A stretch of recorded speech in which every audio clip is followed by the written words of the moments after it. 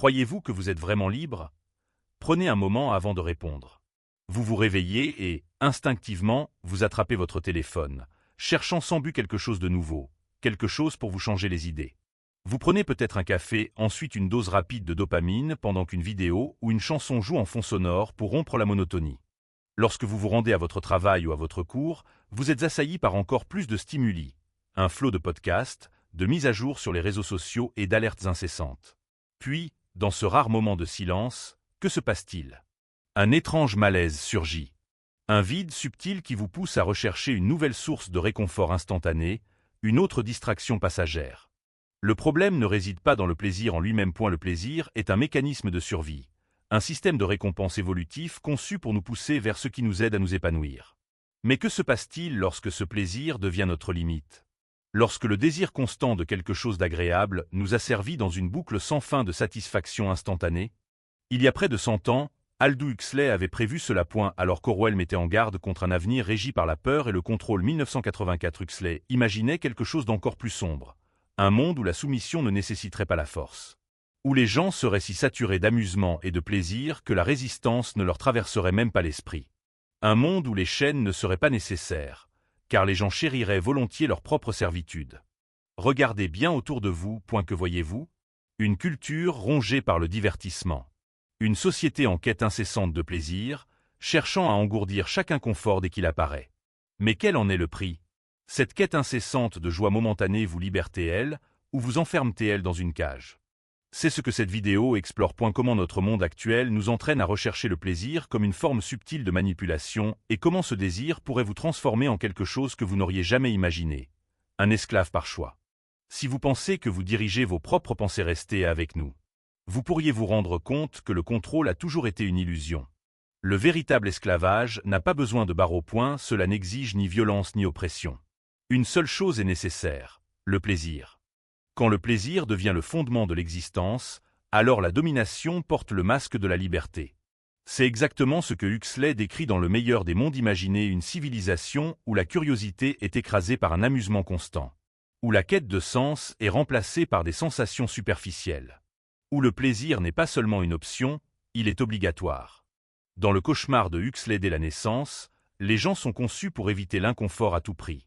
Dès qu'une émotion désagréable surgit, une pointe d'anxiété ou une pensée troublante, la solution est immédiate. Une dose de soma, le remède miracle qui maintient tout le monde engourdi et obéissant. Mais est-ce encore de la fiction? Pensez à votre vie. Lorsque vous ressentez de la tristesse, de l'ennui ou du stress, quel est votre premier réflexe? Prenez-vous le temps de réfléchir? Ou cherchez-vous à vous distraire? Médias sociaux, Netflix, malbouffe, alcool, achats en ligne, relations sexuelles, porno, jeux mobiles, la liste NCA ne finit jamais. Nous vivons à une époque de gratification instantanée, où le moindre inconfort peut être dissipé en quelques secondes d'un simple glissement ou d'un simple toucher. Le vide n'est jamais affronté, il peut toujours être noyé dans une nouvelle bouffée de plaisir. Mais voici la partie la plus trompeuse. Tout cela ressemble à un choix. Personne ne vous oblige à visionner du contenu 24 heures sur 24. Personne ne vous oblige à passer des heures interminables sur Instagram ou TikTok. Personne ne vous surveille pour vous dire « achetez ceci, mangez cela, continuez à scroller ». Et pourtant, si c'est vraiment un choix, pourquoi est-il si difficile d'arrêter? La réponse réside dans le conditionnement psychologique. Lorsque votre cerveau est habitué à rechercher un soulagement immédiat face à l'inconfort, il commence à croire que la fuite est la seule réponse logique. Progressivement, on perd la capacité de s'ennuyer, de supporter le silence, d'explorer son propre esprit. L'introspection devient étrangère. La solitude devient insupportable. Et sans même s'en rendre compte, on devient la personne même dont Huxley nous avait mis en garde. Un prisonnier satisfait, non retenu par des chaînes, mais par l'attrait même du plaisir. Mais comment en sommes-nous arrivés là? Comment ce conditionnement nous prive-t-il du désir de penser de manière critique, nous enfermant dans une boucle de dépendance au soulagement rapide et à la stimulation numérique? C'est la question que nous allons aborder dans le prochain segment. Si cela vous parle, pensez à cliquer sur le bouton « S'abonner ». Votre soutien est primordial. Maintenant, plongeons plus profondément. Vous êtes-vous déjà demandé pourquoi il est si difficile d'arrêter? Pourquoi, alors que vous savez que vous devriez vous concentrer sur quelque chose d'important, vos doigts attrapent-ils votre téléphone d'eux-mêmes? Pourquoi votre cerveau a-t-il soif de la prochaine alerte, du prochain clip, de la prochaine dose de dopamine? Ce n'est pas un hasard. Vous avez été programmé. Dès la naissance, nous sommes systématiquement conditionnés à éviter l'inconfort. Notre système éducatif privilégie la mémorisation à l'exploration. Le monde professionnel privilégie la production à la réflexion. Et l'industrie du divertissement, elle nous inonde de distractions, nous empêchant de nous arrêter suffisamment longtemps pour remettre quoi que ce soit en question. Mettez tout cela ensemble, et vous obtenez une société où la menace n'est pas un régime autoritaire qui fait taire la parole, c'est un système si écrasant que les gens cessent complètement de se soucier de la liberté de penser. Personne n'a vu cela plus clairement qu'Aldous Huxley. Dans le meilleur des mondes, le contrôle n'était pas imposé par la brutalité. Au contraire, les gens étaient doucement entraînés à adorer leur servitude. Dès l'enfance, ils étaient soumis à un conditionnement hypnotique. Des messages subconscients murmurés pendant le sommeil façonnaient leurs croyances sous-jacentes. Des dictons comme « tout le monde appartient à tout le monde » et « un gramme de soma résout tout » étaient si profondément ancrés que la rébellion n'a jamais éclaté. Ils étaient façonnés à associer bonheur et obéissance, à éviter l'introspection, à rejeter la moindre trace de souffrance. Réfléchissez maintenant à aujourd'hui. Le conditionnement ne vient plus de slogans murmurés avant de dormir. Il est intégré aux algorithmes, à la publicité et à un tsunami de surcharge sensorielle qui manipule vos choix sans vous jamais remarquer. Chaque fois que vous recevez une nouvelle notification, votre cerveau vous récompense avec une dose de dopamine. Chaque fois qu'une courte vidéo vous offre un aperçu rapide du contenu sans effort, vous vous habituez à éviter la réflexion approfondie. Et chaque fois que vous êtes récompensé pour votre conformité par des mentions « j'aime », une validation ou une gratification instantanée, votre cerveau renforce la conviction que c'est la bonne façon de vivre. Le résultat ? Une génération qui peine à s'isoler avec ses pensées, qui s'effondre au premier signe de malaise et qui ne remet plus en question le système non pas par incapacité, mais parce qu'elle a oublié comment. En vérité, aucune dictature n'est nécessaire lorsque les gens rejettent volontairement tout ce qui exige un réel effort mental. Mais cela a un prix élevé. En évitant systématiquement l'inconfort, nous perdons la force de l'affronter. Nous devenons plus fragiles, plus sensibles, plus influençables. Le plaisir constant épuise notre force mentale, et le bonheur artificiel engendre des esprits passifs. Comment cela se produit-il ? Comment un monde qui promet l'absence de souffrance peut-il progressivement vous priver de votre indépendance ? C'est ce que nous allons explorer maintenant. Imaginez une société libérée de la douleur, où toute émotion désagréable est instantanément engourdie, où la tristesse, la tension et la peur disparaissent avant même de prendre racine. On dirait le paradis, non ? Mais regardons de plus près. Que devient une personne qui ne connaît jamais l'adversité ? Que devient une culture construite pour se protéger de l'inconfort ? La réponse est simple, il devient faible. Aldous Huxley l'a clairement vu. Le meilleur des mondes, le bonheur, provenait d'une réserve inépuisable de soma, un médicament miracle qui effaçait toute émotion négative. Aucun effet secondaire, aucune conséquence, juste un soulagement total. Mais ce genre de bonheur avait un sens dangereux. Les gens perdaient la capacité de gérer la douleur, la frustration, voire leurs propres pensées. Toute émotion troublante était instantanément étouffée par un calme artificiel. La vie devint une succession de plaisirs superficiels, consommation, divertissement, sexe. Tout ce qui sortait de ce cercle vicieux était considéré comme dangereux. Maintenant, regardez le monde qui vous entoure. Nous n'avons peut-être pas le soma, mais nous avons plein de substituts. Les réseaux sociaux qui rassurent instantanément. Les applications de rencontres qui éliminent la peur de la vulnérabilité. Les algorithmes qui vous fournissent exactement ce dont vous avez envie, avant même que vous en ayez conscience. Tout cela est conçu pour éliminer l'inconfort, pour éviter les lacunes, pour que l'effort paraisse obsolète. Mais cette fuite constante devant l'inconfort nous coûte quelque chose de crucial. Résilience mentale, c'est la dure vérité. La douleur joue un rôle essentiel. La lutte crée la force. La frustration façonne la maturité. L'adversité force la croissance. Quand tout devient indolore et facile, nous devenons mous. Aujourd'hui, même les petits désagréments semblent insurmontables. Les petits contretemps se transforment en crise personnelle. La moindre tension devient insupportable. Les tâches exigeant patience ou détermination sont abandonnées avant même d'avoir commencé.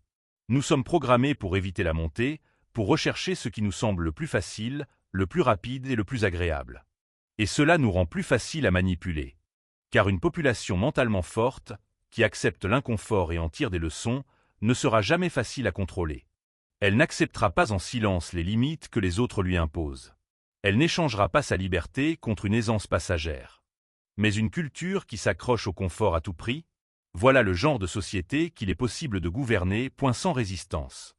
Mais lorsqu'une population devient émotionnellement dépendante, ayant constamment besoin de stimulation pour échapper à son vide intérieur et évitant toute forme de souffrance, cette société devient docile. Facile à façonner. C'est la société idéale pour ceux qui recherchent le contrôle sans recourir à la force. Et c'est précisément ainsi que le piège se referme.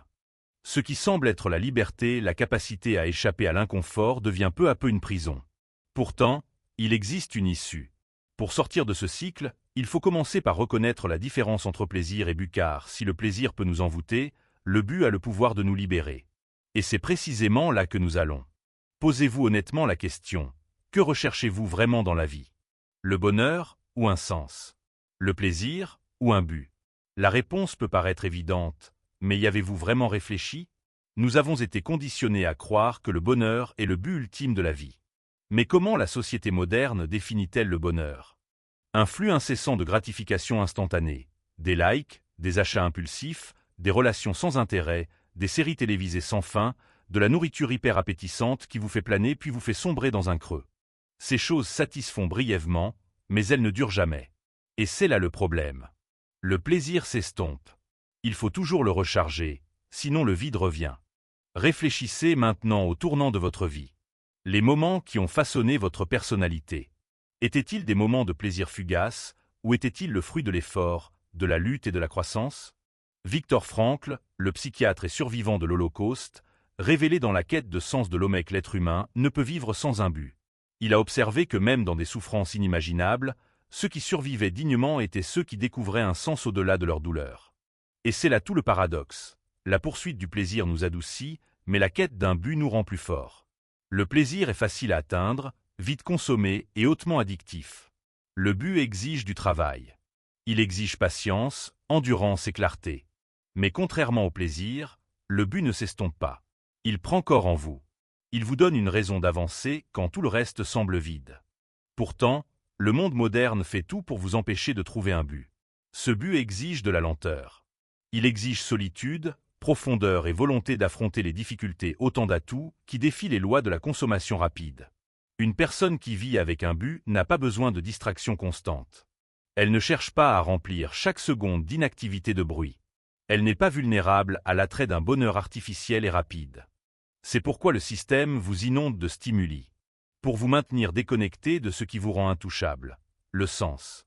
Car une personne motivée par un but devient imprévisible et pour un système alimenté par la dépendance émotionnelle, c'est une menace.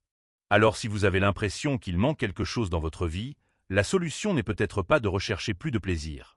Peut-être est-il préférable de supprimer le superflu et de créer de l'espace .e pour quelque chose de réel.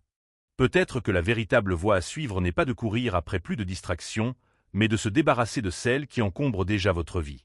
Et la question fondamentale que vous devez vous poser est la suivante. Qu'est-ce qui vous motive vraiment? Qu'est-ce qui vous motive chaque matin? Survivez-vous grâce à des plaisirs temporaires ou construisez-vous activement quelque chose de significatif? Mais la question cruciale se pose alors. Comment sortir de cette spirale infernale? Comment retrouver son autonomie mentale dans un monde conçu pour vous maintenir sous sédation, surstimulé et émotionnellement dépendant? La première vérité à accepter est que cette bataille ne sera pas facile. Le système est conçu pour que vous perdiez. Il prospère lorsque vous êtes accro à des plaisirs faciles, que vous nourrissez constamment l'algorithme de votre attention et que vous êtes coincé dans un cycle de consommation sans fin. Mais il existe une solution, et elle commence par la prise de conscience. Vous devez commencer à voir le jeu qui se joue contre vous. Première étape. Privation contrôlée de plaisir. Il ne s'agit pas de renoncer à tout plaisir et de vivre comme un moine. Il s'agit de réguler délibérément son exposition à des stimuli hautement addictifs. Le problème n'est pas le plaisir en lui-même, mais la façon dont il est instrumentalisé pour contrôler votre comportement. Lorsque vous évitez intentionnellement des choses comme les réseaux sociaux, les encas ultra transformés ou les contenus à consommer sans modération pendant un certain temps, quelque chose de profond se produit. Votre cerveau commence à se rééquilibrer. Il redécouvre la joie dans les moments simples et l'envie compulsive de sensations fortes artificielles s'estompe. Deuxième étape, reconstruisez votre capacité à gérer l'inconfort. Si vous voulez vraiment reprendre le contrôle de vos pensées, vous devez vous habituer à l'ennui, à la frustration et au silence. Déconnectez-vous du bruit numérique. Autorisez-vous à rester immobile, à exister sans rechercher constamment la stimulation. Oui, ce sera inconfortable au début. Votre cerveau, habitué aux doses de dopamine à la demande, réclamera une nouvelle dose. Mais si vous persévérez, vous réaliserez une chose enrichissante. L'inconfort n'est pas fatal. Il est formateur. C'est ce qui vous rend plus fort. Troisième étape. Pratiquez l'auto-enquête critique. Commencez à vous poser les questions difficiles. Pourquoi ai-je si souvent envie de distraction? Qui profite réellement de ma dépendance aux plaisirs éphémères? Que pourrais-je accomplir si je cessais de m'engourdir avec des divertissements constants? Plus vous y réfléchirez, plus vous découvrirez que nombre de vos comportements et désirs quotidiens ne vous appartiennent pas vraiment. Ils vous ont été inculqués, programmés, non choisis. Et voici la partie la plus importante. Seuls ceux qui sont assez courageux pour remettre en question ces scripts invisibles ont une chance d'écrire les leurs. La quatrième étape, et peut-être la plus cruciale, consiste à apprendre à remplacer le plaisir passager par un objectif durable. Comme nous l'avons déjà vu, la quête de sens est le seul véritable antidote à l'addiction à la gratification instantanée. Il faut donc se demander, qu'est-ce qui compte vraiment pour moi? Qu'est-ce que je veux créer? Comment puis-je donner un sens plus profond à ma vie? Ce ne sont pas des questions faciles, mais ce sont celles qui comptent. Ce sont celles qui vous rapprochent de la vérité, de la liberté. Mais voici le défi. Même si vous commencez à vous affranchir de ce système, le monde qui vous entoure ne changera pas avec vous. La société restera profondément immergée dans la distraction. Et une fois que vous commencerez à changer, quelque chose d'inévitable se produira. Les gens commenceront à le remarquer. Certains vous respecteront pour cela. D'autres non. Car en vous libérant, vous devenez involontairement un miroir. Vous reflétez en vous-même ce que les autres évitent. Et cela les met mal à l'aise. C'est précisément ce que nous aborderons dans la dernière partie. Si vous êtes resté jusqu'ici avec moi, quelque chose en vous a déjà commencé à s'éveiller. Vous avez commencé à comprendre que la quête incessante du plaisir n'est pas synonyme de liberté, mais plutôt de contrôle. Vous comprenez désormais que le monde moderne n'a pas besoin de vous enchaîner. Il lui suffit de vous convaincre d'éviter la douleur à tout prix. Mais maintenant que vous êtes conscient de ce piège, la vraie question devient: que ferez-vous de cette prise de conscience? Pour échapper à ce système, il faut plus que de bonnes intentions. Il faut nager à contre-courant, choisir le chemin le plus difficile et accepter que la véritable liberté implique souvent d'affronter la solitude et la résistance. Car une fois qu'on cesse de s'engourdir, on ouvre les yeux. Et alors, on découvre la vérité. Et combien de personnes choisissent encore l'aveuglement? Certains célébreront votre évolution. D'autres vous en voudront. Certains tenteront de vous ramener à vos anciennes habitudes, en vous disant qu'il n'y a rien de mal à vivre pour se distraire, qu'il faut profiter de la vie sans trop réfléchir. Mais maintenant tu sais mieux. Le plaisir sans but n'est pas la liberté, c'est juste une autre forme de captivité, plus silencieuse. Alors, le choix est entre vos mains. Vous pouvez continuer à vivre comme avant, perdu dans le bruit, toujours en quête de la prochaine dose de dopamine, ignorant le vide intérieur subtil mais grandissant. Ou vous pouvez choisir de reprendre possession de votre esprit, de vivre avec intention et de devenir quelqu'un qui ne se laisse plus influencer par le système. Alors dis-moi, que vas-tu choisir?